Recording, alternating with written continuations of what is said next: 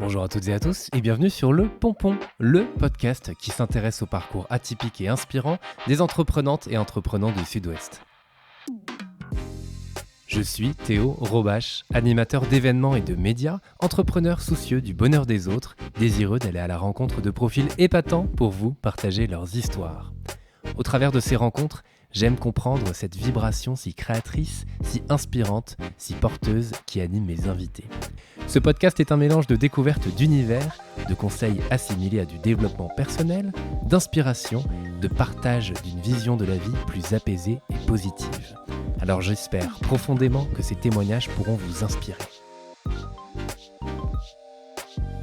Que je relève dans mes conférences plutôt, c'est en fait le manque de confiance qu'on peut avoir nous les artisans, les autodidactes, à tort, parce qu'aujourd'hui c'est tout le contraire que je relève justement. Mais parce qu'en fait quand on était à l'école, pour X raisons, 99% d'entre nous, on était des cancres, on était à côté de la plaque, et du coup c'était relevé par les copains, bon ça encore moi j'avais pas de problème par rapport à ça, mais par contre par les profs. Et aucun qui n'est capable de voir que tous les gamins ils ont le potentiel pour quelque chose, c'est évident, autrement ce serait pas marrant. Et son potentiel, Thierry l'a développé au fil des années pour devenir une référence incontournable dans le monde de la coiffure. En 6 ans, et après avoir été chahuté par la vie, il décide de créer sa marque « Les hommes ont la classe ». Le début d'une aventure qui lui ressemble, faite de défis, d'originalité et de plaisir. De la découverte de la coiffure, à ses années entrepreneuriales touche-à-tout, son accident de vie, ses concours remportés, ses photos décalées, ses soirées atypiques, Thierry me partage son parcours et l'élément qui anime cette énergie débordante qui le caractérise, le plaisir. Un épisode plein de peps et de conseils pour cet artiste dans l'âme, bien décidé à profiter de la vie. Alors je vous souhaite à toutes et à tous une très belle écoute. Salut Thierry.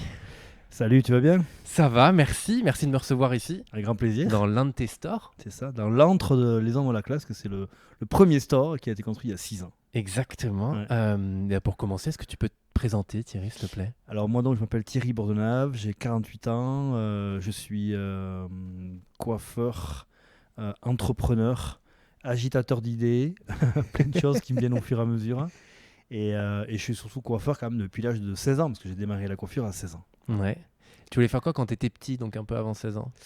Je voulais surtout arrêter l'école, c'est une des motivations majeures des artisans en général. Ouais. Parce que quand tu rencontres des artisans plus tard, ils disent j'ai toujours été passionné, mais c'est souvent une excuse pour passer le pas. Et puis j'avais la chance de voir mon père qui était coiffeur, qui avait un salon à Bizanos. C'était une époque où il n'y avait pas du tout c'était pas l'artistique, la coiffure du tout. C'était la coiffure un peu entre guillemets, c'est un peu vulgaire mais hygiénique un peu. Mais par contre, et c'est quelqu'un qui coiffait bien, mais qui m'a montré tout le relationnel, tout le côté empathique avec les clients, la bienveillance, la gentillesse. Et je trouvais ça super d'être autant aimé. Et c'est comme s'il avait un public en fait. C'est comme ça que je le voyais. Ouais. Et du coup, j'étais fasciné par ça. Et dès que j'avais un moment, j'allais soit aux entraînements de rugby, soit chez mon père, mais j'évitais d'aller au collège, quoi, tu vois. Donc tu as arrêté le collège à 16 ans pour le coup ? À 16 ans, en 3e. Et puis là, je suis parti en coiffure. Ouais. Et bon, tout de suite, ça a été une libération puisque j'étais pas bien à l'école. Et puis là, bon, les choses sont bien passées. J'ai continué à faire du rugby parce que je jouais à la section à l'époque. Ouais. Et parce que tu as été semi-pro quand même jusqu'à tes 25 ans. Non, c'est ça ? pas semi-pro, mais bon, voilà, c'était une époque différente, tu vois. C'était une époque non, c'était très amateur quand même, tu vois. Ok. Mais jouer là-bas. Et puis ensuite, j'ai commencé la coiffure. Là, je me suis vraiment passionné pour le côté relationnel. Tout ce que mon père m'apprenait, en fait, je voyais, ça me passionnait. La coiffure en elle-même, je ne savais pas trop. Parce que c'était tout ce que je voyais, je trouvais ça bien, mais c'était plutôt un service rendu au client, plutôt que quelque chose de beau, d'élégant, de racé, même il travaillait bien, mon père aussi, bien évidemment. Mais l'époque n'était pas la même, donc c'est normal, la demande n'était pas la même, tu vois. Donc en fait, j'ai commencé comme ça, et puis après, je suis rentré à 18 ans, je suis rentré dans un grand salon, dans un centre commercial à Carrefour, à l'Escar. Et du coup, là, j'ai rencontré par contre mon mentor, en coiffure proprement dit. Et là, je me suis vraiment passionné pour la coiffure artistique. Mais c'est toujours pareil, l'époque n'était toujours pas vraiment voulue par les hommes pour s'intéresser vraiment à eux. Donc là, je suis resté pendant de longues années. Et à 29 ans, j'étais manager depuis 24 ans. C'était un gros salon, on était 16. Ouais. Et à 29 ans, j'ai eu l'occasion de pouvoir acheter le salon, ce salon plus un autre salon qu'il y avait à l'extérieur. Mais à l'époque, il me fallait 800 000 euros. Costaud, 800 quand 000 même. euros, ouais, c'était costaud. Bon, aujourd'hui, quand tu vois l'état des banques, enfin des prêts autorisés, je pense que ce serait impossible. Des taux. Donc, il me fallait 800 000 euros. Donc, c'était pas évident. Et j'avais aucune expérience. J'avais pas d'argent. Donc, du coup, ce que j'ai fait, c'est qu'à l'époque, j'avais déjà arrêté le rugby et je faisais beaucoup de marathons. Je faisais beaucoup de marathons. Et le marathon, c'est vraiment une discipline où, en fait, voilà, tu fais le don de ton corps, quoi, hein. Ton corps et ta tête. Et en fait, Et c'est la tu tête qui triches pas, dirige quoi. à la fin, quoi. Ouais, c'est ça, ouais, c'est ça. Et du coup, je m'étais gardé comme dernier banquier, comme directeur d'agence. Il s'appelait Fernand Gancedo, mais il a pris sa retraite. Et il était marathonien aussi. Ok. Et je savais que peut-être ça allait lui parler un peu, un mec qui vient, qui pose ce qu'il faut sur la table et qui n'a pas peur d'y aller, tu vois. Et du coup, c'était intéressant parce que je me suis fait vraiment complètement mépriser par les autres banquiers, mais complètement, qui sont revenus après des années plus tard, mais disant que ils n'avaient pas la même, ils y croyaient, mais ils y croyaient pas du tout, du tout. Complètement méprisé. Et j'ai fait le dernière banque, ce gars-là, et qui lui m'a prêté les 800 000 euros. Et à l'époque, j'étais déjà un peu actionnaire, et c'est ce qui a permis de lancer ma carrière entrepreneuriale. À 29 ans, avec déjà 2 gros salons, donc c'était vraiment le début de ma pseudo-carrière entrepreneuriale, quoi. Ouais. Voilà. Et tu parlais tout à l'heure qu'à l'époque c'était un peu différent, il n'y avait pas cet aspect artistique-là. Toi, quand tu as commencé, est-ce que justement tu te dis il manque ça ou il manque quelque chose Ouais. et tu t'es dit et je vais l'apporter? Parce que c'est bien de voir quelque chose qui manque, mais parfois on franchit pas le truc qui fait qu'on l'apporte, quoi. Je l'ai vu tout de suite, hein, qu'il Ouais. manquait vraiment ça, tu vois. Ouais. Mais par contre, je me suis pas dit je vais l'apporter. Ok. Parce qu'en fait, quand tu es. Ce que je dénonce beaucoup, ce que je relève dans mes conférences plutôt, c'est en fait le manque de confiance qu'on peut avoir, nous, les artisans, les autodidactes, à tort, parce qu'aujourd'hui c'est tout le contraire que je relève justement, mais parce qu'en fait, quand on était à l'école, pour X raisons, 99% d'entre nous, on était des cancres, on était à côté de la plaque, et du coup c'était relevé par les copains. Bon, ça encore, moi j'avais pas de problème par rapport à ça, parce que j'étais pas vu comme ça. Mais par contre, par les profs. Et aucun qui n'est capable de voir que tous les gamins ils ont un potentiel pour quelque chose, c'est évident, autrement ce serait pas marrant. Ouais. Donc du coup ça a été. Et en fait, quand c'est en thérapie, la construction psychologique, des fois quand on est dans le prénatal, quand on est tout bébé, quand on est enfant, quand on se grandit avec cette étiquette à côté, c'est dur. Et c'est dur de s'assumer, c'est dur d'avoir confiance en soi, c'est dur d'aller au fond des choses. Et du coup, quand on devient coiffeur, quand on devient coiffeur ou artisan, à 16 ans, c'est très tôt quand même, hein. Très très très tôt. Mon frère, par exemple, jumeau, a arrêté les cours à 25 ans. Et du coup, c'est très très tôt. Et du coup, ça te met quand même un petit peu, si tu l'assumes pas vraiment fort, ça peut vraiment te mettre en marge. Donc du coup, moi, c'est ce que je dénonce, c'est les coiffeurs après, enfin moi je parle de mon métier, mais ont du mal à s'assumer après, ils ont du mal à se légitimer, parce qu'ils ont du mal à se donner de l'importance et à se donner de la crédibilité, parce qu'ils considèrent parce que c'est ce qui les a marqués depuis leur enfance. Donc ça, il faut vraiment travailler sur ça. Et après, c'est ce qui découle que il y a des coiffeurs qui n'arrivent pas à monter en gamme, qui mettent des prix tout bas parce qu'ils n'osent pas faire payer les clients. Du coup, ils se rémunèrent pas, mais ils disent c'est normal parce que j'ai pas été à l'école. Bon, ça, faut que ça soit terminé, ça, hein, tu vois. Donc on arrête maintenant. Voilà, faut qu'on arrête les conneries maintenant. Ouais. Donc tout ça. Du coup, ça, la partie artistique, je l'ai pas vraiment vu. Enfin, je l'ai vu, mais j'ai pas été capable de me dire parce que je croyais pas encore en moi, tu vois. Ok. Mais le coup de récupérer, d'avoir chaque petite victoire pour quelqu'un qui a pas eu de diplôme ou quoi que ce soit est important. C'est important. Ouais. Donc du coup, le fait d'avoir 800 000 euros et de me confronter aux banquiers et tout, c'était vraiment le début d'une vraie légitimité. Ouais. Mais du coup, là, ça a été le contraire. Je me suis pris un peu pour quelqu'un que j'étais pas, en fait. C'est un peu le revers du bâton, le revers de la médaille un peu, tu vois. Donc là, du coup, j'ai monté plusieurs salons. J'ai été très vite.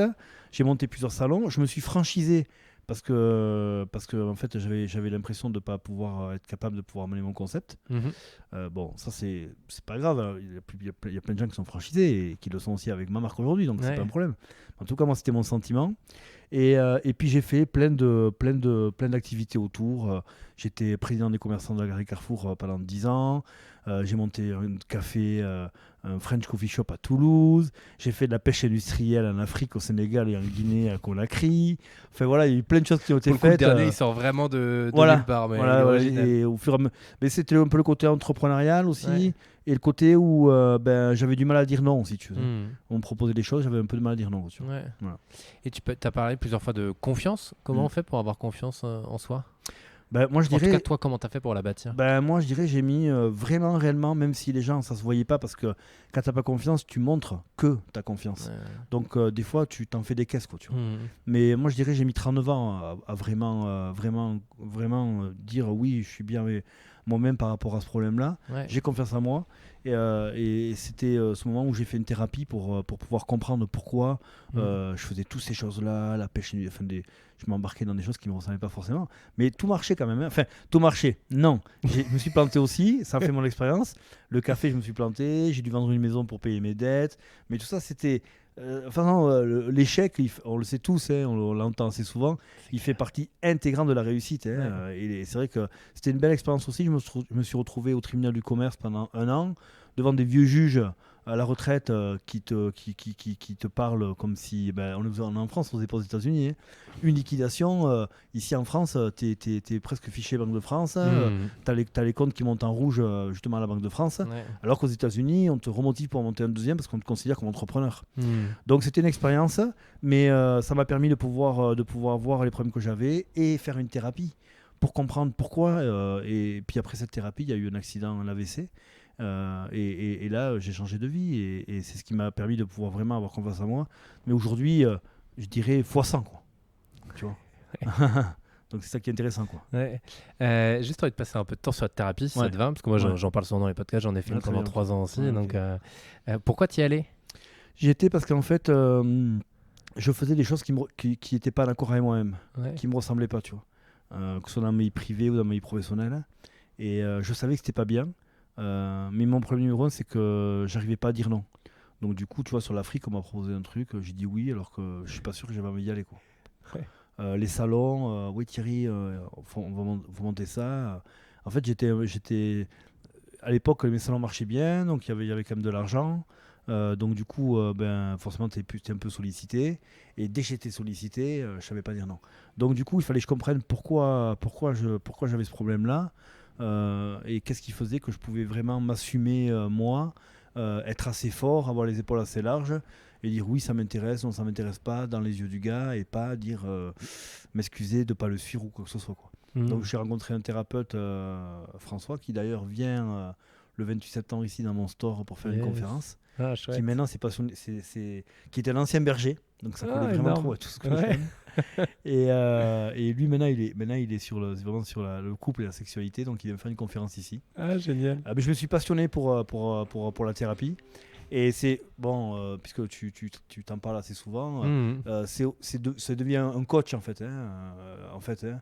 Parce que le problème, il est quand t'es entre personnes intelligentes, tu comprends vite ton problème quand il met le doigt dessus, parce que toi tu sais pas trop.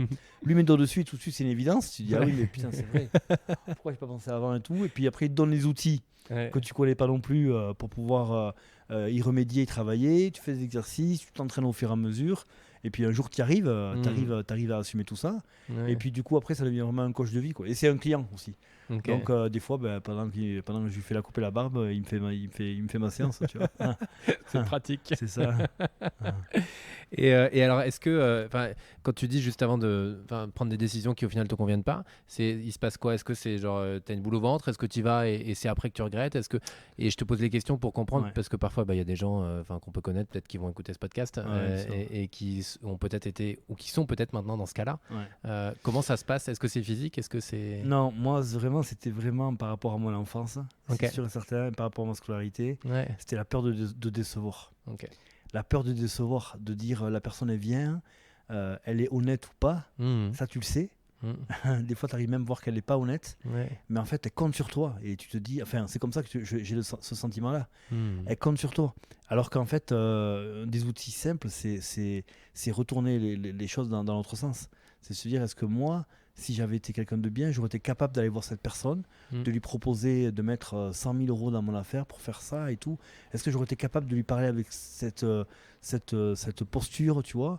Non, si je suis bienveillant, ça se passe pas comme ça. Ouais. Et du coup, c'est cette peur de décevoir la personne, de lui dire non.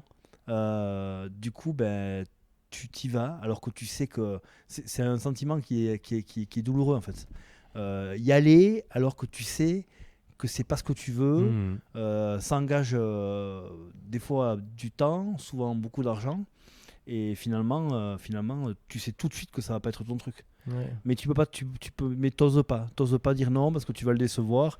Et la personne, c'est une personne qui, lui, est une personne, a réussi, a une posture. Alors qu'aujourd'hui, je prends souvent l'exemple d'un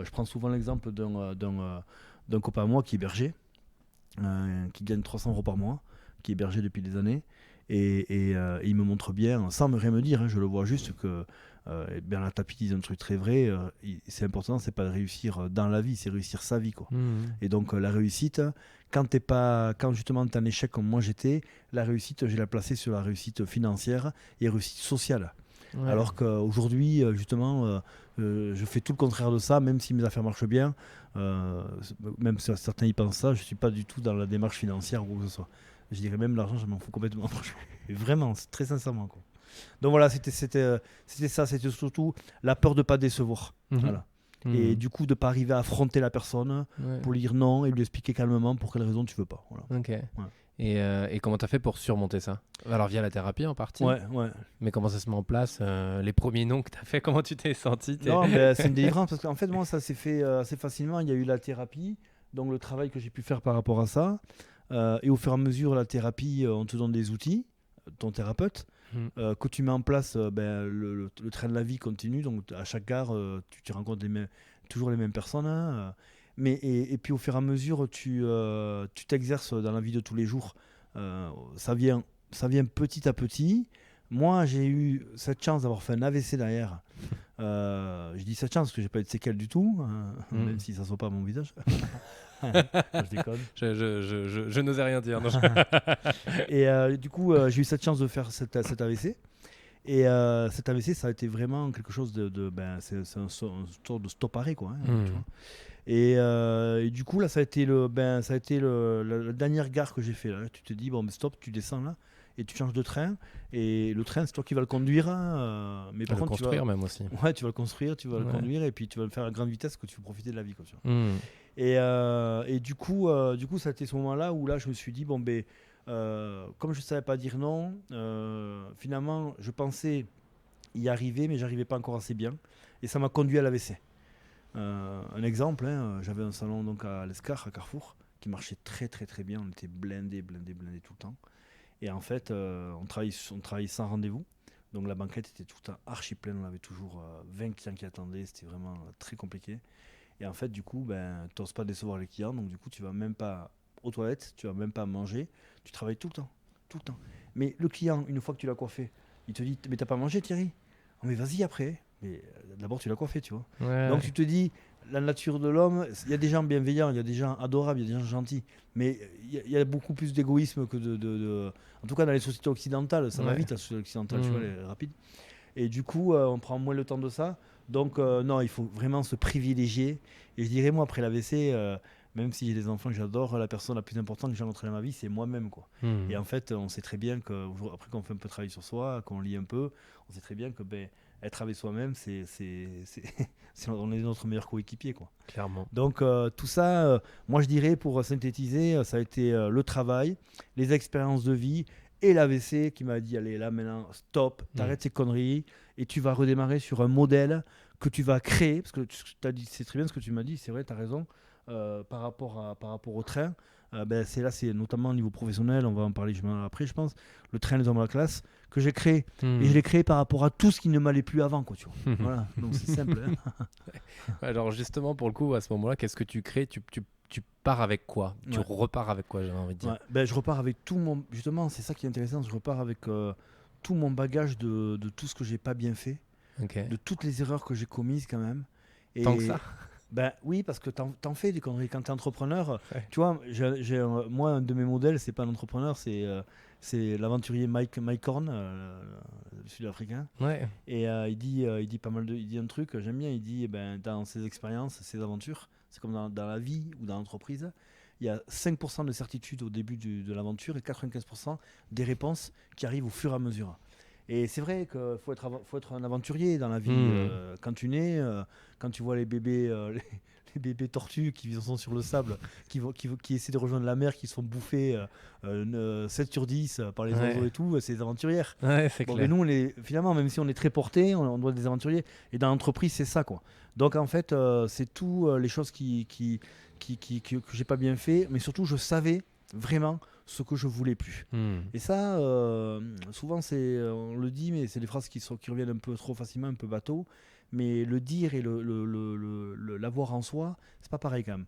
Et en fait, je savais ce que je voulais plus, et je voulais vraiment me prioriser et être porté en permanence par le plaisir. Ouais. Le plaisir de tout ce que je fais, le plaisir de vivre, le plaisir de faire mon travail que j'adorais et que j'avais oublié un petit peu parce que je faisais beaucoup d'entrepreneurial. Du coup, voilà, j'étais dans les centres d'affaires d'entrepreneurs avec beaucoup d'hommes en perdition totale. Non, mais je dis ça parce que s'il y en a qui écoutent, ils vont se dire quel connard celui-là. Mais j'y étais, je le faisais aussi. Mais en fait, les centres entrepreneurs, comme par hasard, il y a beaucoup plus il y a 90% de mecs. Même s'il y a beaucoup de femmes qui essaient de venir, il y a beaucoup de mecs. Du coup, c'est toujours la plus belle boîte, la plus belle voiture, la plus belle femme, la plus belle maîtresse. Ça s'arrête jamais, quoi. Et du coup, ça fait des fois, puis des fois, tu rencontres des mecs qui ont des belles boutiques. Et quand tu discutes avec eux, que tu rentres avec eux de ce qu'ils font à l'intérieur, l'arrière-boutique, elle vaut zéro. Mais c'est tellement plus important de montrer la vitrine que l'arrière-boutique. Donc, tout ça, c'était next. Je voulais plus tout ça. Ouais. Donc, à ce moment-là, j'ai décidé vraiment. Je dis, les Hommes Lacas, j'ai créé le 14 avril 2017. Mais j'avais commencé ma révolution un an avant, on va dire. Mais j'ai vraiment décidé de changer vraiment de vie professionnelle, quoi. Ok. Ouais. Et alors tu pars donc déjà les hommes en la classe, que tu m'expliques le nom, parce que je crois que de ce que j'ai lu, c'est que les gens te disaient de pas choisir ce nom. Oui, c'est toujours pareil. Mais en fait, c'est ça, quand tu es guidé par tes convictions, c'est souvent, je dis aux entrepreneurs, quand ils me disent c'est quoi les conseils, c'est vraiment faites-vous confiance. Parce que ça, c'est vraiment quelque chose de très très important, le ressenti, se faire confiance. Mais je le vois dans les stages que j'anime ou les conférences que je fais, la confiance, c'est très rare quelqu'un qui estime avoir une confiance totale en lui-même. Mais est-ce qu'on peut plus ou moins dans certains secteurs, je pense. Parce que je dis ça parce que le secteur privé et le secteur professionnel, c'est deux choses quand même très différentes. Je pense qu'avant d'être très compétent dans le privé, à moins d'être moine bouddhiste et d'aller sur un caillou méditer pendant 6 heures, c'est pas facile. Hein, je vais pas faire des leçons de morale sur ça, moi. Mais par contre, dans ma vie professionnelle, oui, je pense que moi aujourd'hui, j'ai vraiment confiance en moi. Ouais. La preuve, quand je fais sur une scène artistique, j'arrive sur la scène, il y a 5000 personnes, je lance ma tonneuse en l'air, je la récupère, je me dis à aucun moment elle va tomber. Enfin, je suis vraiment dans une démarche de réussite totale, quoi. Ouais. Donc ça fonctionne très bien. Mais à ce moment-là, en fait, qu'est-ce qui se passe? J'ai encore mon salon à l'Escar. Je vends tout le reste parce qu'au fur et à mesure, j'ai tout liquidé. Je garde, parce qu'il faut bien vivre, je garde que mon salon. Et là, le début de la barbe arrive, en fait. Tu vois, les barbus, les coiffures un peu, les coupes hipster et tout. Ouais. Et en fait, du coup, je décide de me relancer dans l'artistique, la coiffure artistique. Quelque chose que... Enfin, de me lancer, parce qu'en fait, j'avais jamais fait. Ouais. Et, ça existait déjà un peu à ce moment-là ou pas, des coiffeurs artistiques? Ouais, qu'on ça voyait... existait parce qu'au monde de la coiffure, il y avait des shows artistiques et tout, bien sûr, depuis tout le temps. Mais pour moi, c'était un milieu...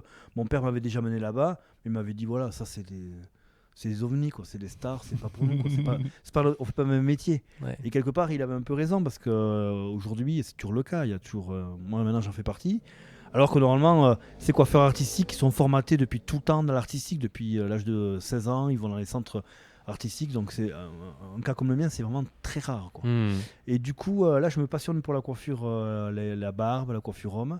Et puis tout de suite, alors bon, la plupart des gens disaient oui, ça va être une mode.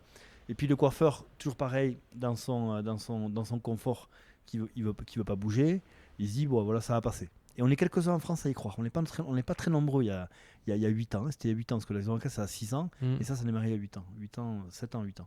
On n'est pas très nombreux. Et là, du coup, moi, je m'habille dans la galerie marchande avec mon costume 3 pièces, le papillon en bois. Enfin, c'est un peu l'époque comme ça, on s'habillait comme ça. Mais tous les jours, tu vois. Ouais. Et là, je passe pour un gros con, quoi. Les mecs, ils me disent, mais t'as pété un plomb, toi, qu'est-ce que tu fous? Et moi, et en fait, c'est là où c'est intéressant parce que du coup, j'aurais jamais osé m'habiller d'une façon différente parce que les autres, qu'est-ce qu'ils auraient pensé de moi? C'était impossible. Et là, j'en avais rien à faire. Donc, du coup, j'ai décidé de m'affranchir de tout ça, Ouais. faire ce que j'avais à faire. Et là, j'ai commencé à créer. Et le côté homme était séparé du côté dame. Et là, j'ai créé des process de barbe, des protocoles de barbe. Et tout de suite, ça m'a rendu compte à être visionnaire, en fait. Et ça m'a rendu compte. C'est-à-dire qu'en fait, tous les coiffeurs qui faisaient la barbe ont commencé à faire la barbe, mais le client restait assis. Et moi, j'ai commencé à faire vivre, ça m'a rendu compte, l'expérience client. C'était le début, en fait. Mais je ne le savais pas encore. J'avais rien écrit. L'expérience client, dont les clients, on les allongeait en arrière, complètement allongés, comme s'ils étaient dans un lit. On leur mettait une serviette chaude, on leur remet toujours une serviette chaude parfumée sur les yeux pour les immerger dans la détente. Et là, on déroule 8 étapes de bien-être, sans parler, sans dire un mot. Et on finit avec des massages du crâne et du visage. Et à l'intérieur de cette expérience, il y a une expérience olfactive avec du parfum, avec du talc parfumé, enfin avec plein de trucs.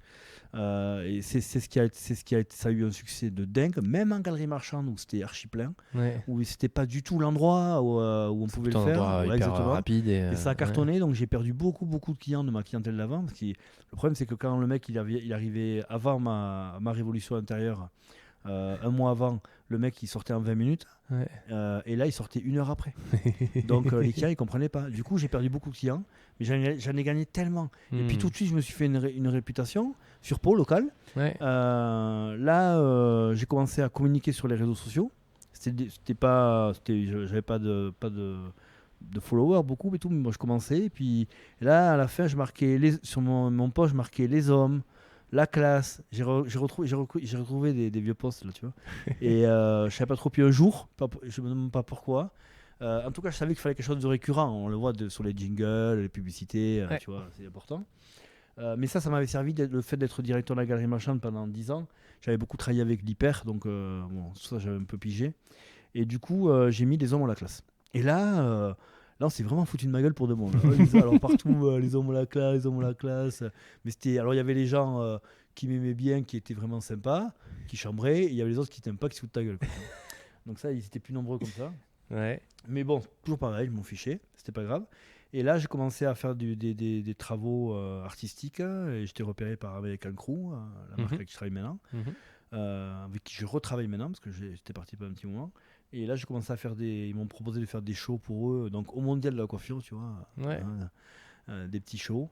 Et j'ai commencé comme ça là. Donc ça, c'était il y a 7 ans, tu vois. Et puis après, un jour, on arrivait à Carrefour le matin. Et mon collaborateur, il arrive devant le salon. Il y a un virage avant d'arriver dans le salon de la galerie.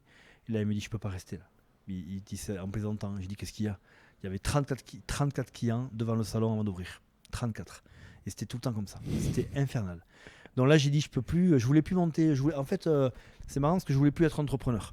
Je voulais juste faire mon boulot artistique, avoir mon salon, tu vois. Mais là, je commence à avoir pas mal de presse professionnelle. Et la presse professionnelle, elle était intéressée pour m'avoir sur beaucoup d'articles. Mais par contre, j'avais un salon en galerie. C'était pas glamour, tu vois. La galerie, c'est une connotation pas top pour ça. Pas hyper glamour, ouais. Et du coup, ici, l'endroit où on est, c'était un antiquaire, pardon. L'antiquaire. Et du coup, moi, je venais souvent pour la voir, pour lui acheter 2-3 trucs que j'ai encore gardés, tu vois, comme le lustre. Et puis elle me dit, bah, écoute, moi, tu vas plus me voir parce qu'on prend la retraite, hein, on arrête. Ah bon, qu'est-ce que tu vas faire et tout, hein. Et puis et là, depuis que j'ai fait mon AVC, j'ai beaucoup de flashs qui me viennent, des idées vraiment très décalées. Il faut se dire qu'ici, il faut contextualiser. C'est tout sauf un endroit pour un salon de coiffure à la base. C'est-à-dire que c'était vraiment poussiéreux, tout était cloisonné, il fallait vraiment s'imaginer. Et puis c'est grand. T'as 250 mètres carrés, c'est 250 mètres carrés. La rue d'Ampo, faut se dire que j'étais quand même coiffeur dans une galerie marchande depuis très longtemps. Donc pour y accéder, c'est très facile. Pour se garer, c'est très facile, c'est très gratuit. Donc ici, c'était très différent. Et là, tout de suite, je marche un petit peu et je lui dis, écoute, je te le prends. Et elle me dit, tu vas continuer l'antiquaire. J'ai dit, non, j'ai monté un salon de coiffure. Ah bon? Mais j'ai dit, non, j'ai monté un concept store. Et là, dans ma tête, tout est arrivé. J'imaginais le bar. Alors, il faut se dire, il y a 6 ans, on n'avait pas le droit, on n'a toujours pas le droit d'ailleurs, de vendre de la bière dans un salon de coiffure. C'était interdit, quand même interdit. Mais moi, j'ai trouvé une parade. Donc, j'ai vu le bar, la tatoueuse, les événements, le salon. Et tout ça, c'est arrivé dans ma tête. Du coup, j'appelle Morgane en suivant. Morgane, c'est mon community manager qui a l'agence Reflex, qui me fait toute la communication et tout. Et je l'appelle et je lui dis, écoute, viens devant chez ça s'appelait Vert de Gris. Viens devant chez Vert de Gris. Et puis il vient et puis on se retrouve là. Et puis je lui dis, ben là, je vais monter un store, un concept store. Puis il me dit, bon, lui, il me dit, ouais, bon, et tout. Puis après, il trouve l'idée super cool, hein. Mais bon, ici, là, puis il faut se dire que dans cette rue, attention, c'est une rue où il y a beaucoup d'appartements pour des gens quand même défavorisés. Donc il y a beaucoup de gens au RSA, beaucoup de gens qui vont boire à côté le Ricard et tout. Et du coup, là, je montais un bar ici. C'était vraiment un endroit très dangereux par rapport à ça. Et puis je lui dis, par contre, je sais pas comment l'appeler. Mon salon s'appelait Thierry Bordenave, mais je voulais pas mettre mon nom en avant. Et puis du coup, je dis, je sais pas comment je vais l'appeler. Puis je dis, pareil, je l'appelle les hommes à la classe. Et là, il me dit non, parce que c'était vraiment un slogan, les hommes à la classe. C'était pas un nom. Hein. Et là, il me dit non, c'est trop long. Et je dis, allez, je l'appelle les hommes à la classe. Et c'est parti comme ça. Et je l'ai dit, j'en ai parlé dans ma femme, pareil, elle me dit c'est trop long. Mon père, n'en parlons pas. Mais mon père me dit, t'es fou, qu'est-ce que tu vas faire là? Et bon, du coup. Vraiment, honnêtement, j'ai pas eu une personne, d'ailleurs je me suis tout autofinancé ici, parce que y compris les banques, personne ne voulait me financer ou personne ne me suivait sur ce projet-là. Parce qu'il était complètement monté un concept store, un nouveau concept déjà à Pau, ça fait flipper, tu vois. Dans un endroit qui est pas du tout, dédié à ça, où pour se garer c'est compliqué, y accéder c'est compliqué. Donc c'était vraiment... personne m'a dit fais-le, tu vois. Donc là ça m'a motivé encore plus, tu vois, à y croire, à le faire. Donc du coup j'ai réussi par un montage structurel, social, à avoir le bar en mettant bière, vin, whisky, tu vois. Et puis je me suis positionné sur quelque chose de plus haut de gamme que j'avais à Carrefour. Et là j'ai ouvert, on a fait une conférence de presse avec la presse, on a fait choses bien, et tout de suite ça a été un succès, tout de suite ça a cartonné d'entrée, quoi. Et là tu vois, c'est là où le plaisir il est important. J'ai gardé mon salon à Carrefour, puis je me suis dit je vais le garder, il marchait bien, et je vais y aller 1 fois ou 2 par semaine à Carrefour travailler. Et en fait quand j'ai ouvert ici, j'ai compris que je pouvais pas j'étais obligé de faire que ce que j'avais envie. Je m'en foutais du reste. Économique ou pas. L'argent, je m'en foutais complètement. Et du coup, en une année, j'ai été 0 fois là-bas. 0 fois travailler. Donc voilà, tu vois bien le coup de foot que ça a été. Et du coup, au bout d'1 an, j'ai décidé de le vendre. Et je me suis séparé d'un salon qui collait pas du tout à l'image de ce que je pouvais avoir, quoi, tu vois. Ouais, complètement. Parce que justement, ce store, alors pour le coup, j'ai la chance d'y être. Je suis allé aussi à l'autre, à Jurançon. Tu peux nous le décrire un peu parce qu'il a un style aussi. Enfin voilà, tu t'as vraiment apporté. Et tu parlais du côté artistique que tu as dans la coiffure, mais tu l'as aussi dans les lieux que tu crées. Dans tout ce que tu fais, mais là, notamment ce lieu, quoi. Alors, pour moi, il y a 4 piliers d'expérience majeure autour des hommes à la classe. La première expérience, c'est l'expérience visuelle. Donc, quand on passe devant, mais on n'est pas obligé d'avoir une belle vitrine. On peut très bien même être dans une cour intérieure avec les hommes à la classe. En tout cas, la magie, c'est qu'on va rentrer à l'intérieur. Quand on va rentrer à l'intérieur, bon, il se trouve que la façade ici est magnifique. Ici, il y a tout. La façade est canon. Ici, si on doit le décrire, c'est une maison avec un toit en pente. Une armature tout en fer et tout vitré, et avec une vitrine à galandage qu'on ouvre complètement. Donc ici, la façade, elle est juste époustouflante. Mais je dirais, aujourd'hui, on ne prétend pas recruter des clients sur le passage, on va les recruter plutôt sur le digital. On en aller chercher sur le digital. Donc même si on a une cour intérieure, ça peut le faire. Donc l'expérience visuelle, elle va être quand tu vas rentrer, il faut que tout soit décalé. Et que ça ressemble à tout, à part les fauteuils bien sûr, sauf à un salon de coiffure. Je dis fauteuil parce que fauteuil de barbier, il faut qu'on puisse avoir les fauteuils de barbier pour installer aux clients. Oui, bien sûr. Autrement, il faut que ça ne ressemble pas à un salon de coiffure. Il faut qu'on se soit un lieu. Et là, tu vois bien, on est installé sur un canapé.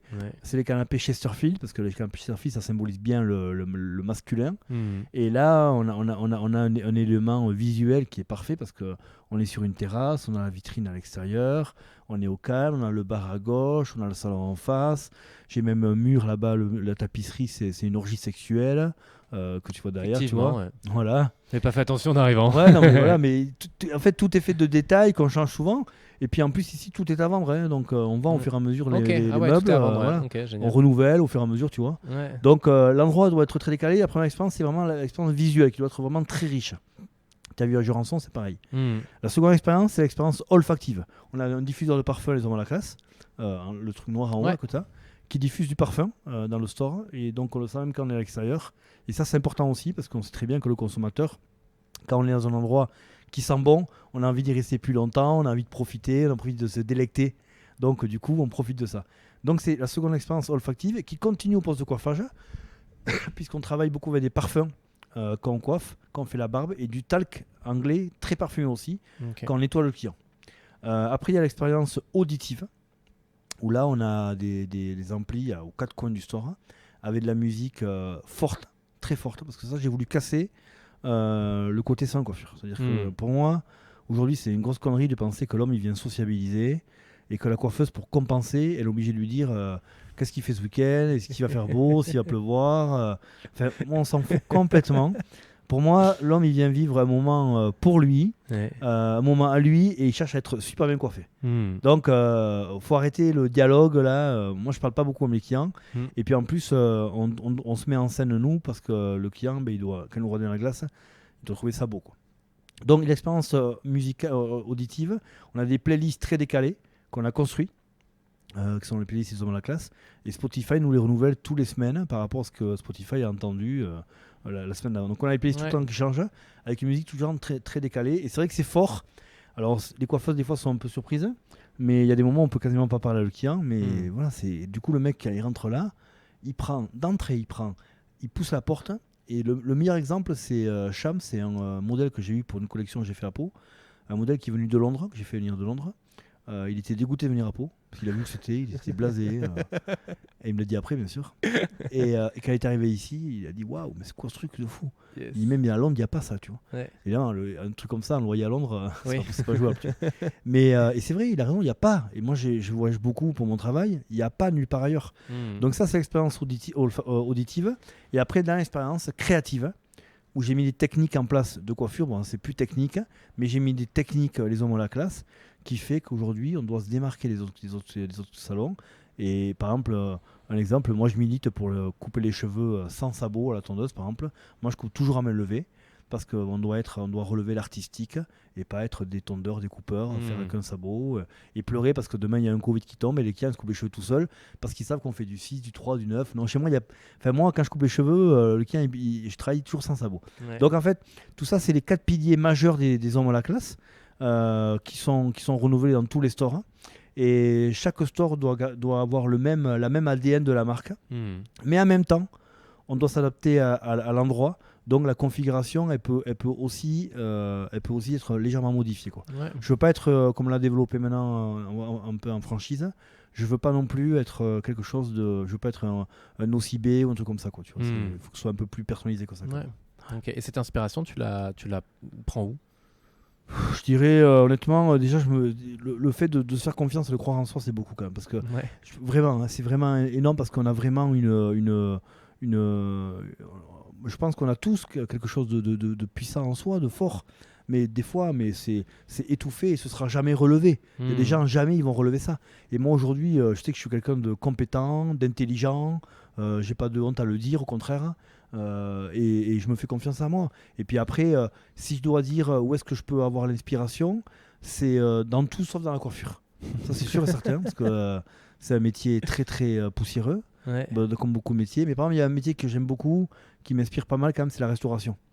Et quand on va dans des endroits très stylés, bon, il n'y a pas qu'à Paris, mais bon, Paris c'est quand même super pour ça. Les brasseries parisiennes et tout, quand même, ça claque, les endroits qu'ils ouvrent. Quand j'avais été à New York, j'avais vu des trucs incroyables. Et ça parle quand même. Tu te dis que l'expérience qu'il y a, on en parle beaucoup, on en parle les moins avant, on en parle beaucoup maintenant.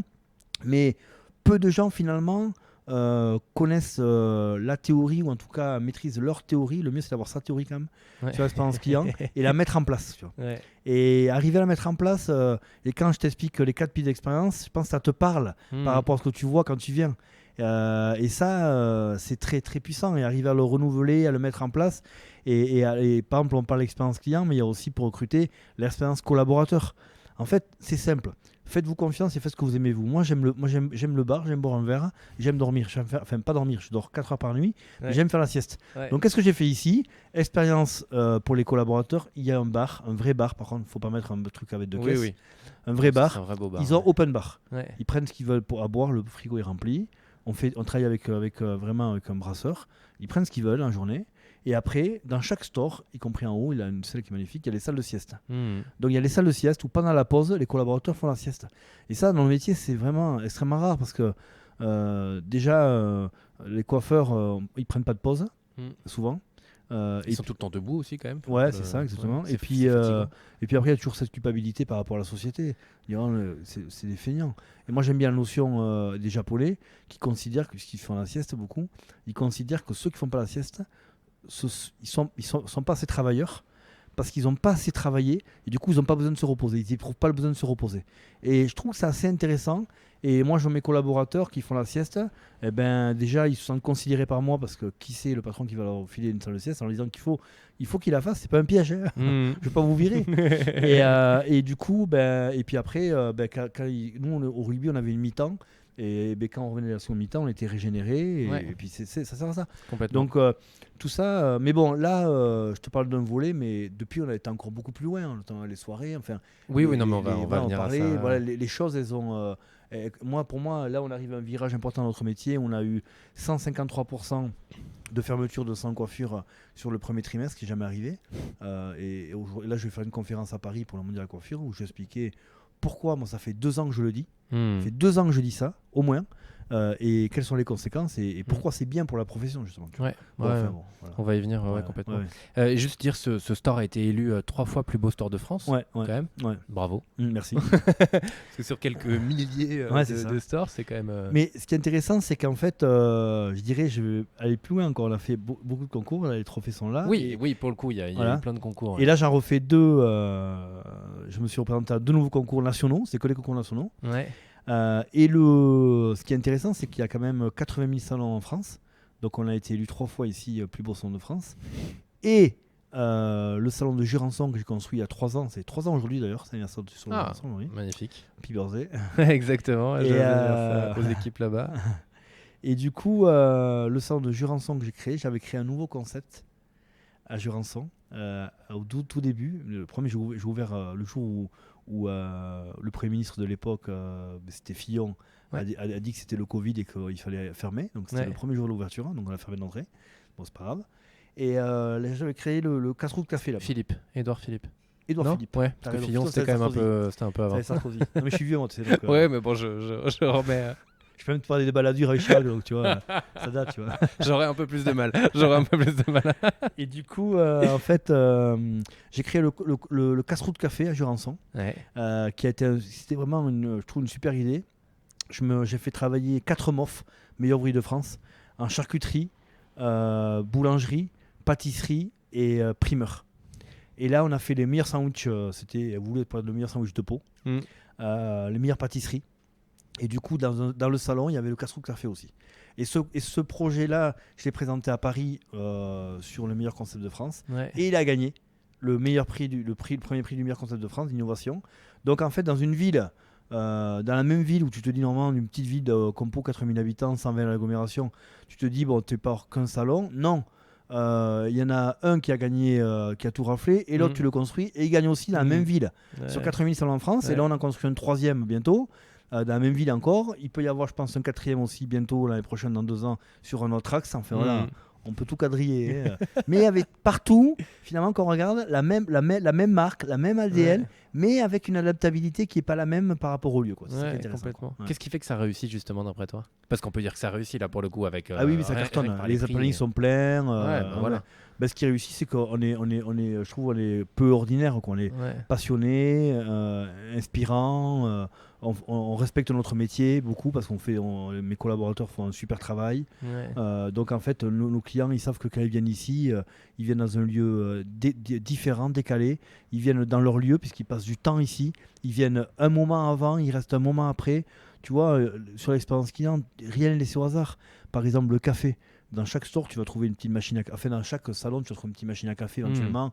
Une petite machine à café, Nespresso, espresso, ou autre, que sais-je. voilà.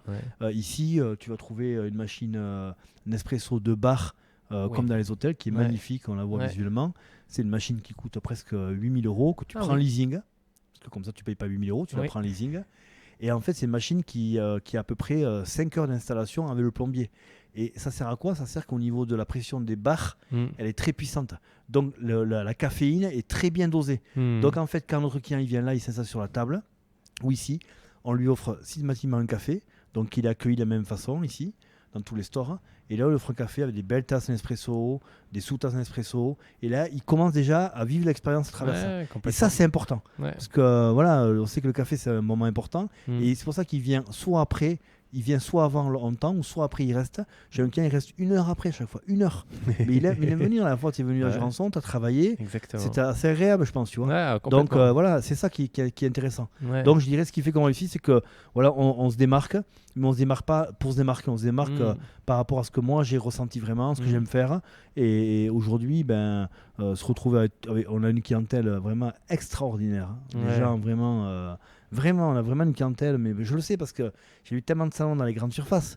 Grandes surfaces, il y a de tout, il y a des très beaux clients, mais il y a aussi de tout. Alors qu'ici, c'est parfait. Donc tout est dans le meilleur des mondes, quoi. Et tu disais ce que j'aime faire, parce que des choses, t'en fais plein. Tu coiffes toujours? Déjà, faut le dire quand même, parce que maintenant c'est vraiment une casquette de chef d'entreprise, mais tu restes coiffeur quand même. Oui, bien sûr, c'est mon métier. J'adore ça, j'adore être à l'équipe. Puis bon, vu que je fais beaucoup là aussi, toujours d'artistique, c'est important d'être avec mes clients et expérimenter des choses. Quoi, complètement. Donc justement, il y a la partie concours, on en a parlé. Tu fais des événements, tu fais des formations, aussi avec des personnes qui viennent de l'étranger.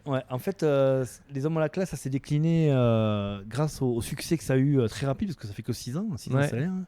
Oui, c'est vrai que c'est quand même. On a l'impression que c'est installé depuis très longtemps, mais 6 ans, c'est. Beaucoup, sachant qu'il y a eu un Covid quand même qui est passé par là. Donc, éventuellement, un petit truc.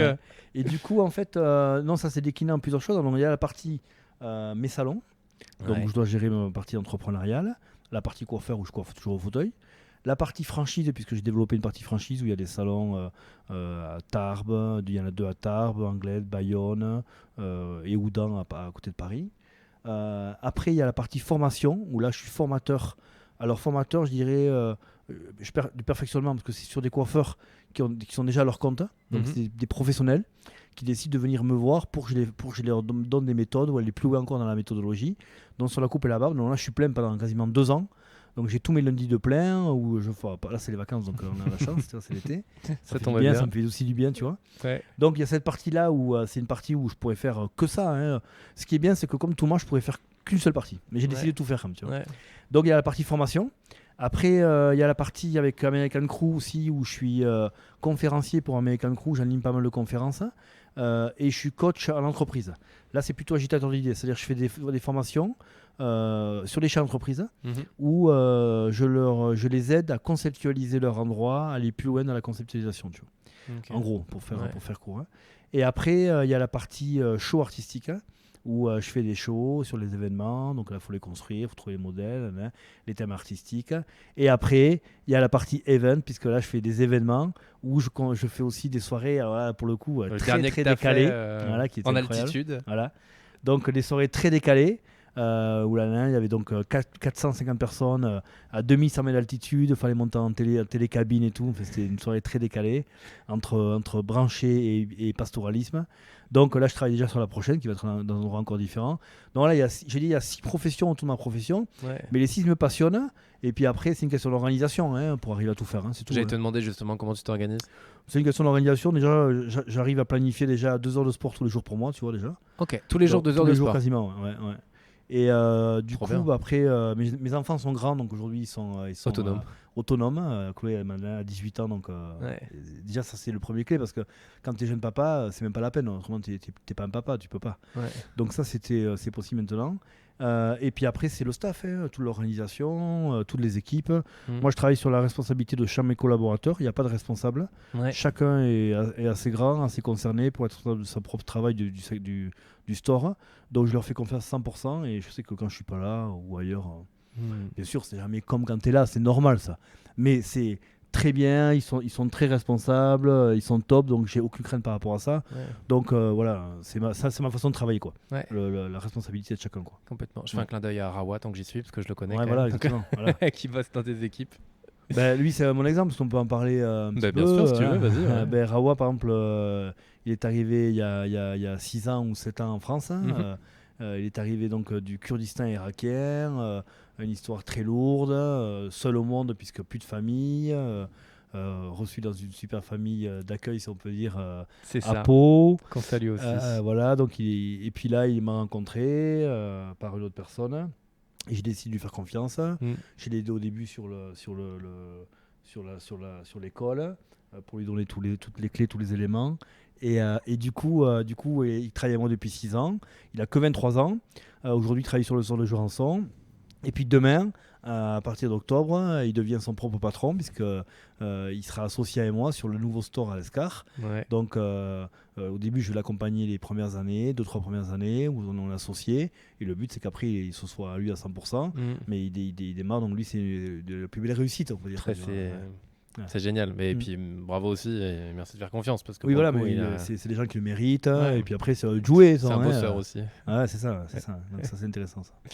J'avais une question que j'ai perdue, mais c'est pas bien grave. On va aller sur la partie, coiffure et état du monde de la coiffure aujourd'hui. Ouais. Tu en as un petit peu parlé tout à l'heure, parce qu'il y a pas beaucoup de salons de coiffure qui ferment, tu le disais. Ouais. Qu'est-ce que tu as envie de dire à propos de ça? Parce que j'ai déjà vu, j'ai un peu regardé les vidéos que tu as pu faire et tout sur le sujet. Ouais. Ça fait 2 ans que tu dis que ça va arriver. Bah oui, toi, tu ouvres que... de nouveaux stores. Ouais. Voilà. Ben... c'est bien qu'il y a besoin d'être coiffé aussi, donc il y a un truc qui... En fait, aujourd'hui, la demande elle est différente. Comme aujourd'hui, on recherche donc une expérience, on recherche des coiffeurs très pointus. Ouais. Et en fait, ce qui se passe, c'est ce qui se passe dans tous les métiers. Mais ça va arriver dans tous les métiers, ça. Sauf que la coiffure avec la boulangerie, c'est le métier le plus répandu en France. C'est là où il y a le plus de commerce. Donc aujourd'hui, qu'est-ce qui se passe? Les diplômes, ils n'ont pas du tout évolué. C'est-à-dire que quand tu vas à l'école, tu apprends les mêmes choses qu'il y a 30 ans. Vraiment, c'est pas un euphémisme. Il y a 30 ans. Les profs qui travaillent dans les écoles, la plupart d'entre eux, quasiment la totalité, sont les anciens coiffeurs et ont décidé d'être profs parce qu'ils arrêtaient à 4h l'après-midi parce qu'ils souffraient d'être en salon. Donc ils n'ont pas pris ça pour être des mentors, mais juste pour être, entre guillemets, un autre métier, ou voir la planque, un mot qui est détestable. Ouais. Donc eux, clairement, ils ne sont pas compétents. Même si là, vraiment, je vais me faire dézinguer à Paris. À Paris, je vais faire une conférence crash. Comme d'habitude, je suis un peu plus consensuel. Là, il faut y aller maintenant. Donc, c'est pas grave, je m'en fiche. Et du coup, ils ne sont pas compétents, la plupart. Et après, quand le coiffeur, ça c'est un drame, quand le coiffeur, tu vas y comprendre que c'est quand même un chiffre incroyable, le coiffeur il a son CAP ou son brevet, donc il a son brevet on va dire à 20 ans, il y a 12% des coiffeurs qui font une formation une fois dans leur vie. C'est-à-dire qu'il y a 88% des coiffeurs, ils disent c'est bon, j'ai mon brevet, je suis un pro, j'ai pas besoin d'aller plus loin. Ça craint. Ouais. Et du coup, moi je les vois en formation. J'ai des gens qui viennent en formation, donc ils payent cela. Et même ceux-là, ils sont déjà beaucoup en retard. Beaucoup en retard. Ils ne sont pas renouvelés. Et quand on a parlé, donc les coiffeurs se sont installés avec leurs fausses croyances, leurs fausses compétences. Ils ont monté des salons, ils ont regardé le prix d'à côté. Et comme les coiffeurs, on s'excuse de tout, on met des prix très bas. Donc le prix d'à côté, à ces 20 balles, on va mettre 19 € pour être plus attractif. Ils n'ont pas su construire le modèle économique. Donc un coiffeur, aujourd'hui, moi j'ai vu des coiffeurs, ils gagnent 400, 500 €, 800 € par les patrons, je parle. Ils ont des salariés qui sont payés au SMIC parce qu'ils n'ont pas le choix. Et eux, ils gagnent la moitié, voire moins que la moitié du SMIC.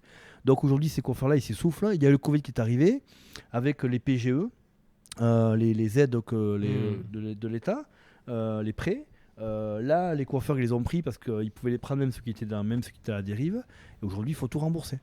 Donc, ils n'ont pas su se renouveler. Quand on dit aux coiffeurs, oui, il y aura l'avant et l'après Covid, il n'y a rien du tout. Oui, maintenant, on y est là. C'est ce que je disais, c'est pour ça que ça fait 2 ans que je le dis. Ouais. Mais les coiffeurs, ils n'ont pas su se renouveler.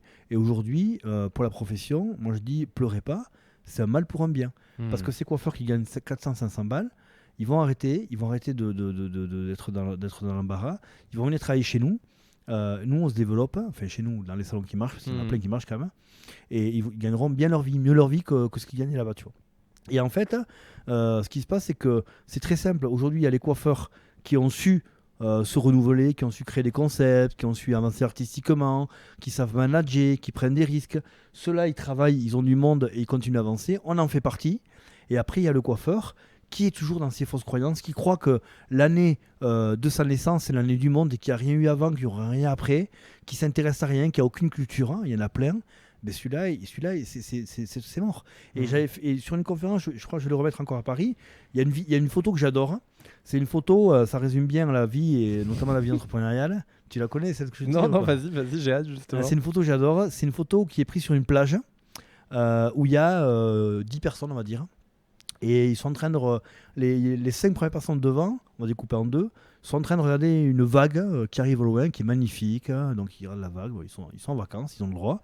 Et les 5 derrière, ils sont en train de partir parce qu'ils sentent que la vague, elle pourrait être dangereuse, quoi, tu vois. Et ils partent. Et la photo d'après, il n'y a plus que 5 personnes qui continuent toujours à regarder la vague, et les autres sont partis. Et en fait, cette photo, elle a été prise à Phuket quelques secondes avant le tsunami. Et en fait, les 5 qui sont partis, ils sont peut-être vivants, on ne sait pas. Mais en tout cas, ils ont su lire la situation et anticiper. Et les 5 devant, ils sont attentifs, ils sont incapables d'anticiper, de lire, et eux, ils ne savent toujours pas à l'endroit au moment où la photo est prise, mais ils sont déjà morts. Et en fait, l'entrepreneuriat, c'est pareil. Si on ne sait pas anticiper, si on ne sait pas aller vite, si on ne sait pas prendre les bonnes décisions, on meurt. Alors tout le monde n'est pas capable de faire ça, mais il faut pouvoir s'entourer, justement, et notamment peut-être avec des coachs, pour justement essayer d'aller plus vite, d'aller plus loin. Et on peut le faire, même dans des petits villages, on peut le faire, parce que là, les gens, moi, la coiffe française, maintenant, j'ai une bonne notoriété, donc certains ils disent, ouais, mais lui, c'est facile, mais non. Si je prends la genèse de ce que je fais ici, c'était il y a 6 ans, il n'y avait rien de gagné, absolument rien. Donc on a toujours le droit de se trouver des excuses de ne pas faire. On a le droit de se trouver toutes les excuses. On a besoin, moi je voulais faire ça, mais c'est pas le moment. Ma femme, un truc, mais on a le droit aussi de tout faire et de franchir tout. Mike Horn, il se pose pas la question de savoir. Mike Horn, il dit un truc, quand on lui pose une question, quand il traverse la forêt amazonienne en hydrospeed, enfin la forêt, le fleuve. Le fleuve Amazon. Le fleuve Amazon, comment on fait avec les crocodiles? Il dit c'est simple. Ceux qui font de moins de 2,50 m, je les mange, et les autres, je laisse vivre. Voilà. Donc en fait, c'est lui, c'est pas dit merde, il y a les crocodiles, ils vont me bouffer. Lui, c'est dit non, c'est moi le prédateur, parce que tu vas voir qu'il a rien, quoi. Bon, voilà, c'est ça qui est un peu ça. C'est clair. Et justement, tu dis par rapport à la genèse, tu as été aussi ambassadeur du Béarn. Ouais. Si je ne m'abuse, c'est sympa, enfin, ça fait toujours plaisir. Ouais, c'est sympa, parce que moi, je suis très, très territoire. Et d'ailleurs, les soirées que je fais, c'est basé sur le territoire. Ouais. Et puis, je fais des photos. J'ai fait un livre il y a 2 ans. J'allais t'en parler. Ah, pardon. Non, très bien, vas-y, normal. Et je fais des photos très décalées. Ouais, qui sont sublimes. Ouais, qui sont vraiment... où j'ai été beaucoup copié dans le métier. Mais vraiment... c'est bon signe. C'est très bon signe, il n'y a pas de problème. Et, soit le premier, mais pas le dernier. Exactement, mais copier, c'est une très bonne idée. Il faut s'inspirer, mais jamais copier parce que ça fait toujours du pas beau. Et c'est ce qui s'est passé. Mais oui, c'était un clash tout le temps pour eux. Et du coup, en fait, parce que c'est important de rester le leader quand même. C'est toujours important de se battre pour rester le leader, toujours quand on est dans l'activité, quoi. Ouais, complètement. Et du coup, les photos, c'est les photos où moi je suis dans la même posture. En fait, c'est ça ma réflexion. C'était me dire, quand j'étais à Carrefour, en fait, quand tu passes dans son coiffure, il y a le fournisseur, tu lui achètes une commande à 1 000 €, il t'offre un poster de modèle. Donc tu mets le poster sur le modèle, mais donc tous les coiffeurs faisaient ça ou font ça encore un peu. Mais qui c'est qui va dire oui, moi je veux cette photo? Enfin, c'est bidon, quoi, tu vois. Donc du coup, je me suis dit, il faut se mettre en scène. Et à l'époque, j'avais été dans un restaurant aux Allées Tourny à Bordeaux qui faisait des burgers. Je crois qu'il y a plusieurs restos. Et j'avais vu une photo où les chefs, ils étaient 4 ou 5 chefs, ils se mettaient en scène avec les casseroles et tout. J'ai trouvé ça super cool, quoi, tu vois. Et je me dis, c'est bien parce qu'au moins, même s'ils sont pas là à servir, on sait qui c'est qui fait à manger et tout. On avait un visage à poser dessus, quoi. Et du coup, la première photo, je l'avais fait avec mon pote. Donc j'ai une idée décalée, bien sûr, qui m'est venue. J'ai fait une photo à la frontière franco-espagnole, à 2400 mètres d'altitude, avec un copain berger. Donc la posture, c'est une posture, il y a une direction artistique comme elle est dans ces photos. La posture, je suis toujours de 3/4, toujours très droit, toujours très digne, très élégant, très classe, habillé toujours en tenue, toujours ma tenue en costume. Et là, je mets un personnage dans son milieu naturel, Donc ça peut être un berger, un pêcheur sur le port de Saint-Anne-de-Luz. Enfin, il y a eu tellement, il y a eu Un 53 apiculteur, moniteur photos, de ski, voilà. un fauconnier, il y en Et avait plein. du coup, des métiers qui ont vraiment un sens avec des acteurs locaux. Et la star du métier, la photo, c'est la personnalité que j'ai en face. C'est pas moi, parce que moi, on me voit que le trois quarts, on voit pas mon visage. Et donc, du coup, ça a cartonné. Et l'idée, c'était de se dire, peut-être je vais en faire une. Et tous les ans, je vais changer ma vitrine. Parce que finalement, la vitrine, c'est le plus beau 4x3 que tu puisses avoir. Clairement. Je vais changer ma vitrine chaque année. De photos et finalement c'était il y a 6 ans donc j'aurais dû en faire 6 Ouais, t'en as j'en ai fait fait un peu 56 plus. donc j'ai renouvelé et ça a été aussi une marque de fabrique intéressante quoi. Ouais. Qui a fait et puis du coup on en a fait un livre depuis tu vois les choses elles arrivent et là je continue à en faire assez régulièrement quand même quoi tu vois. Ouais. Bah, elles sont sublimes pour le coup, Ouais, c'est très vraiment belles, sympa et franchement. le bouquin est Ouais. très cool aussi. Mm. Pourquoi tu fais tout ça? Bah, parce qu'en fait je suis passionné par l'entrepreneuriat, je suis passionné par le fait j'ai beaucoup d'idées qui me viennent. J'ai une bonne passoire quand même qui permet de pouvoir faire partir les mauvaises et garder les bonnes. Mes expériences du passé, j'ai beaucoup d'idées aussi sur les expériences clients sur d'autres métiers que je pourrais faire. Mais je ne les fais pas parce que je veux rester centré sur ce que je fais, parce que moi je vais encore repartir dans mes travers d'avant. Donc je me souviens de certains outils que mon thérapeute m'a mis en place. Et pourquoi je fais ça? Parce que je me dis que voilà, l'AVC m'a donné, j'ai failli mourir 2 fois dans ma vie. Sur un accident de moto quand j'étais jeune, où j'aurais dû mourir. L'AVC, j'aurais pu mourir. Et je suis toujours là, donc je me dis, j'ai envie de dévorer chaque minute, chaque moment, de vivre l'instant présent. Tu vois, le moment qu'on vit, c'est un super moment. Chaque moment qu'on vit, j'essaie et depuis, comme par hasard, parce que tu vois, avant, j'ai rencontré sur ma route, ça, on n'avait pas trop parlé, j'ai rencontré sur ma route des gens que je méritais, donc des gens qui n'étaient pas... Aujourd'hui, je rencontre que des belles personnes. Et toutes les crapules, entre guillemets, ils viennent pas se frotter à moi. Quoi. Parce qu'ils sentent que ça passera pas. Quoi. Ouais. Et ça, c'est important. Ça. Et en fait, c'est vraiment ce que tu dégages. Bon, évidemment, je parle pas des gens qui sont frustrés, à qui s'entraînent la jalousie, donc la méchanceté. Ceux-là, c'est pas mes clients. Ils m'aimeront pas quoi que je fasse. Mais ça m'égale.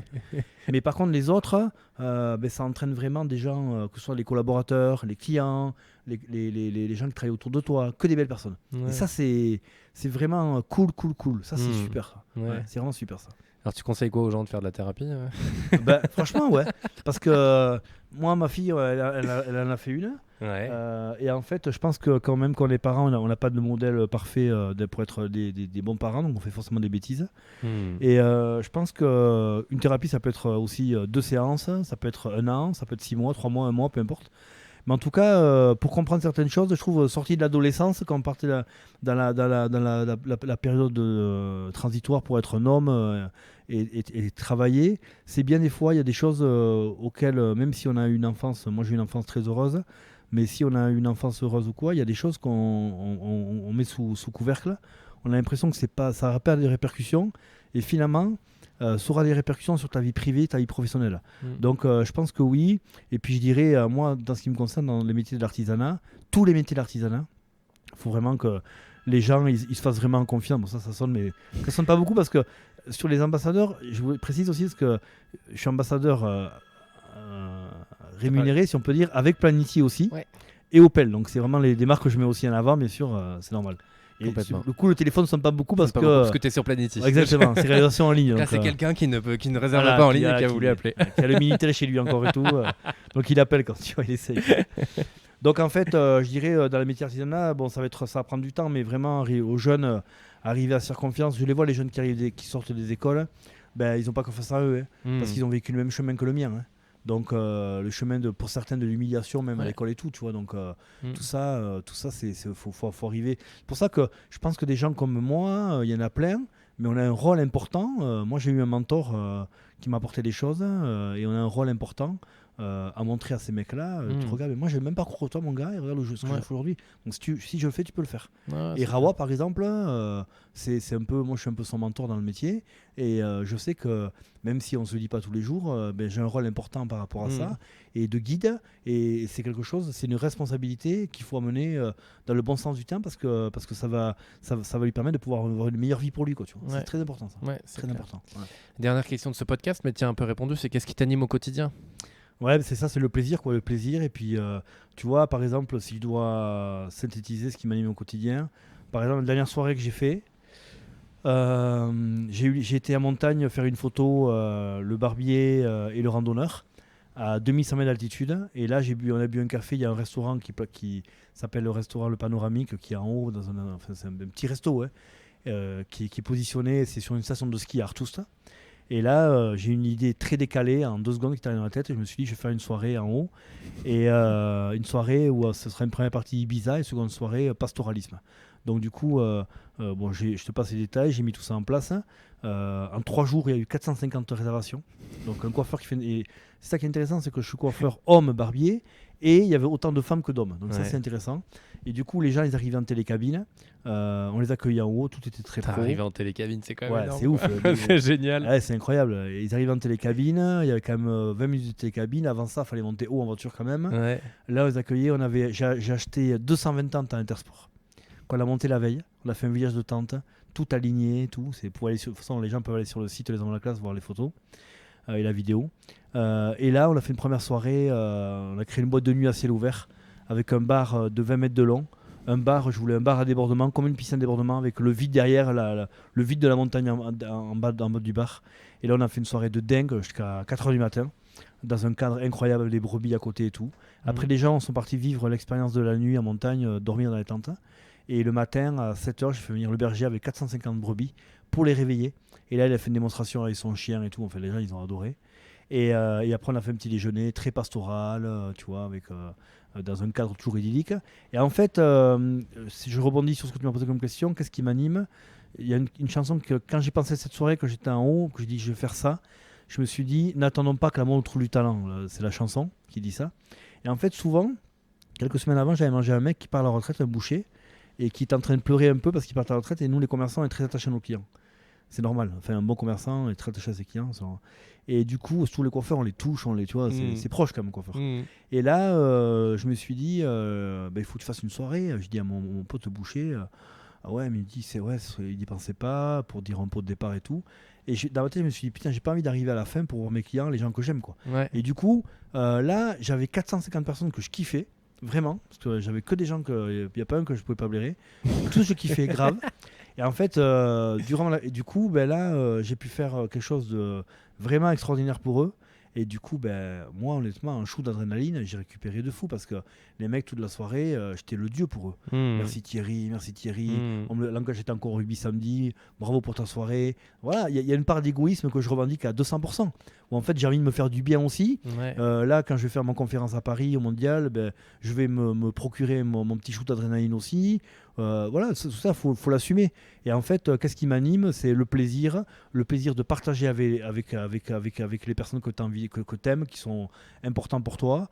Et ça, tout ce qu'on a fait, même si demain on doit mourir, on l'a en nous déjà, c'est fait.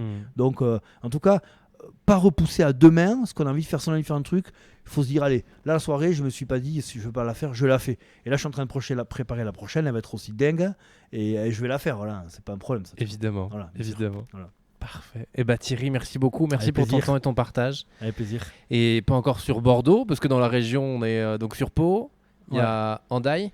Non, alors il y a Pau, il y en a 3, il y a Tarbes et Ibos, il y en a 2 à Tarbes, il y a Bayonne, Anglette, Orthès, Oudan, région parisienne. Ouais. Mais bon, sur la franchise, en fait, je me positionne pas en franchiseur. J'ai à peu près 3-4 demandes par mois que je refuse. Okay. Parce que mon but, c'est pas monter des salons avec des gens qui comprennent pas la marque. Je préfère en ouvrir peu, mais avec des gens de qualité. Et voilà, aujourd'hui, il y en a 9, il y en aura bientôt 10. Et j'ai oublié de dire, c'est très important quand même, je lance en octobre les Hommes de la Classe avec Rawa.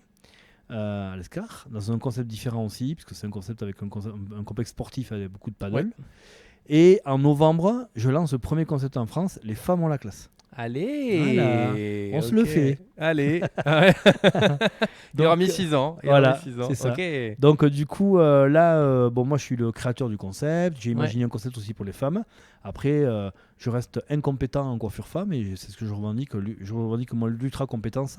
Donc être vraiment sur des segments différents. Donc là, je m'associe avec une super coiffeuse. C'était la seule condition. Il fallait que je trouve quasiment la meilleure. Pour travailler avec, et c'est elle qui gérera les femmes de la classe. Donc ce sera, je ne peux pas dire encore trop où parce qu'on n'a pas encore signé, mais c'est centre-ville de Pau.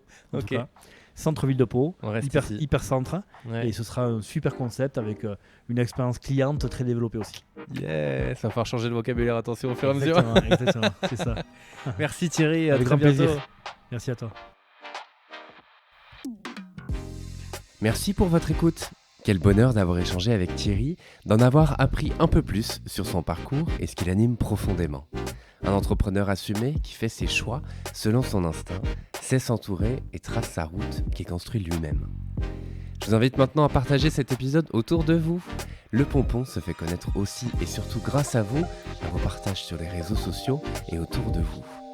Partagez en story sur Instagram ou sur LinkedIn en taguant le Pompon Média, mon invité ou moi. Alors je vous dis à très bientôt pour un nouvel épisode du Pompon et surtout, d'ici là, faites vos propres choix et profitez bien de la vie. À très vite.